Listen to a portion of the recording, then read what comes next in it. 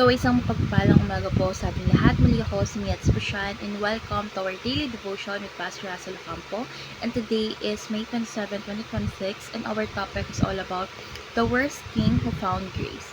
So our scripture for today is all about 2 King chapter 21 verse 1 and 2 NIV version. Manasseh was 12 years old when he became king and he reigned in Jerusalem 55 years. His mother's name was Hephzibah. He did evil in the eyes of the Lord, following the detestable practices of the nation the Lord had driven out before the Israelites. So, King Manasseh is remembered as the most wicked king in Judah's history. So he promoted idolatry, practiced evil, shed innocent blood, and led the nation away from God.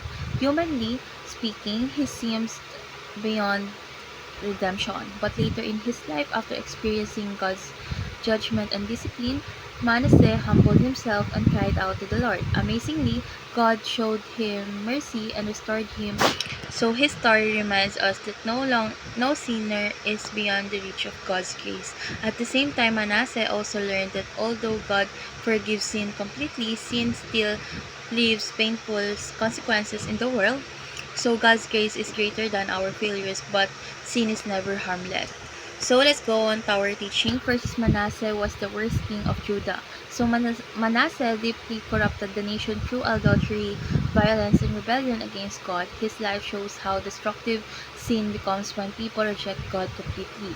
Second is Manasseh experienced the grace of God. So despite his wickedness, God responded with Manasseh when Manasseh humbled himself in repentance. So this reveals the greatness of God's mercy toward broken sinners. And last is Manasseh learned that sin has consequences.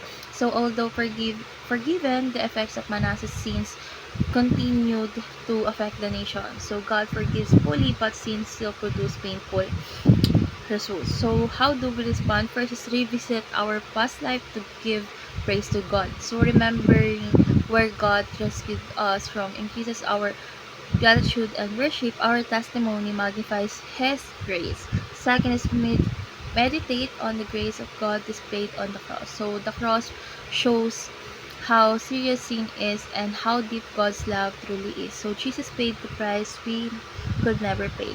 And last is trust God for the redemption from the effects of our sin. So some consequences may remain, but God is able to restore, heal, and redeem broken lives through His grace. So what are some ways we can show our gratitude to God for forgiving us and giving us new chances? So for me, we can show gratitude by living in obedience, worshiping sincerely, serving others, and sharing gospel, or practicing repentance daily and using our lives to glorify God instead of our lives.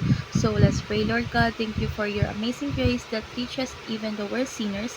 Help us never forget where you rescued us from. Teach us to live with gratitude, humility, and obedience because of the cross of Christ.